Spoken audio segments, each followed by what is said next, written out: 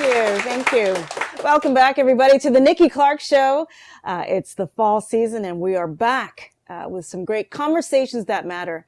The show is about interviewing people from all walks of life, and we're here to hear about their heart stories, stories of transformation. And we have yet another amazing individual with us tonight. His name is Mahfuz Chowdhury, and he is the account manager for Candy Box Marketing, and he just released an incredible book. So please welcome him to the show. How are you doing today, Mahfuz? Doing well. Thank you for having me, Nikki. I'm so excited to be here. Thank you so much. Thank you. I like that blue you're wearing. I think Thanks. It's very I picked it out especially for today. You did? Yes. Okay. Red and blue works really well. Great job. Great job. Well, you've been doing some amazing things, and congratulations on your podcast. Yes. That is new. And I think you are celebrating 100 episodes. Is that right? Yeah. It takes a lot of discipline. It's a lot of hard work, and, good for you. Yeah. I mean, consistency has been a big part of it. When I started my podcast show, I called it Ride With Me. And the reason it's called that is I realized, and I'm sure everyone can relate to this, where you find that you get the best ideas in your head while you're typically traveling or you're on the road, right? You're on the bus, you're behind the wheel, you're thinking about things. But the problem is you get excited, you rush home, you try to either write it down or record it. But by the time has passed, right, you almost have a filtered version of what that story was. You have a condensed version of what that idea was. So I decided the only way this podcast was going to work is I would record it while I was on the road. Now, safely secured, I promise, but I would have it attached to my car, and I would record it while I was on the road, and that allowed me to create a new arena of podcasts that has never been experienced before, and people were intrigued just by the idea. And since then, I can't believe how much it's taken off. It's been a great experience. I find there's a lot of amazing things that happen when you're driving. There's something that's released. There's a little bit of liberation when you're driving. I don't know what it is, but it's great that it's muse for what you're doing, and you're inspiring so many people, with their stories. So let's talk a little bit about your book. I know it's been getting a lot of attention, and so many people are being uplifted and empowered through what you've shared. So can we know a little bit about the background leading up to? Thank you. Releasing it? This is officially the 1-year anniversary of Project Reinvention, my first ever book.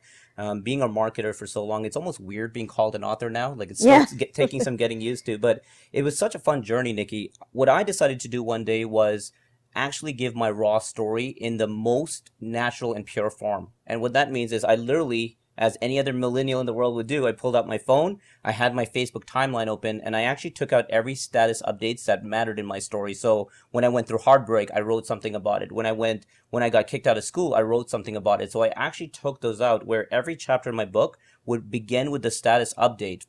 Wow. Copy and paste it over, and then the chapter would speak about what happened during that phase and how I got out of it. So the idea of reinvention, and you talk about transformation a lot, which is why I really love this show. I think it's very well aligned with the things I talk about, which is if you're not happy with where you are in your life, and there's something you can do about it, this is an opportunity, and there's tons of resources out there, be it amazing people out there that are doing some great things, such as the guests on your show, be it the books that you can read out there, be it some of the great podcast episodes that are out there. There's just so many resources to reinvent yourself. My goal, more than anything else, is just to encourage you to take that first step. It's to get unstuck. And there's so many people with great ideas, and then they go to the grave with these great ideas. Yes. So what you're trying to do is to show by your own example of how you can take it to the next level. Big time. And my biggest advantage was I was a marketer first and author second.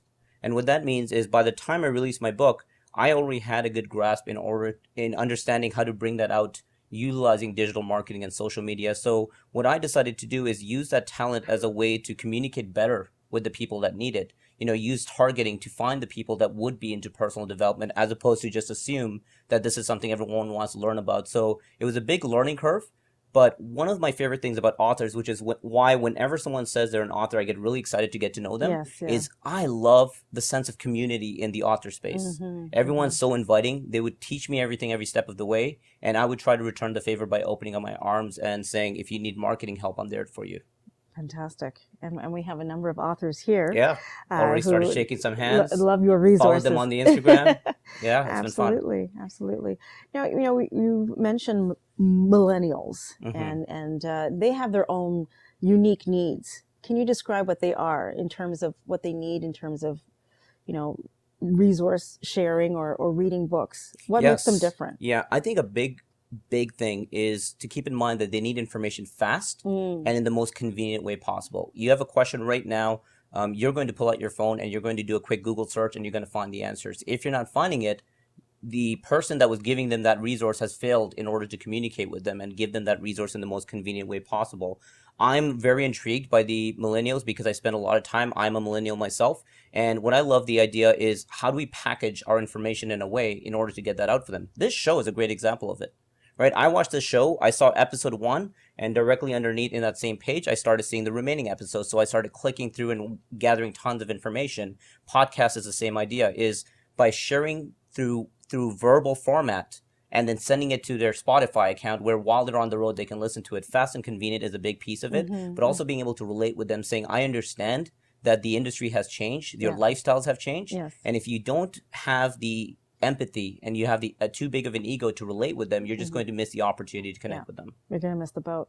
What would you advise someone listening to you right now who's on the fence? They want to take that leap of faith, but they don't yet have the courage. Can you look into the audience lens and say something to them now? Yeah, this is a great question, Nikki. My biggest advice, I think, more than anything else, is just relating to something that I've gone through that changed everything for me. Before I started my podcast episode, I hit record for the first time. I was nervous. I didn't know what was going to happen. I thought this could completely fail and no one would care. And my entire life over the last 2 years has changed as a result of taking that first step. My encouragement to anyone that's listening is take that first step and then give it enough time to breathe. If you don't give yourself enough time to breathe, you might have had the best idea in your entire life, but you gave up on it too early. I always have this one saying that I keep bringing back, and I've said it very early in my podcast episode, which is, what if your definition of success was supposed to happen in 2021, but you gave up in 2018 because you didn't think that it was going to work, and you waved the white flag. So my encouragement is, put those ideas out there. Some will fail, and that's okay. Learn from it. But the ones that work, capitalize on it and work your way through it, because the next coming years will be magical. It truly has happened for me, and I know many other people that has benefited from that. Awesome. Well, I thank you so much for those pearls of wisdom. And where can people find you on social media? Sure. I'm a major Instagram addict. It's my digital caffeinated beverage, and I should be taken far away from it. But do follow me on Instagram. My username is Mahfuz. That's MAHFUZC. I would love to connect with you. Awesome. Thank you. Thank you. Thanks for having me. That's a lot of fun. I've enjoyed this. Thank you very much. Great. Thank you very much. We'll be back.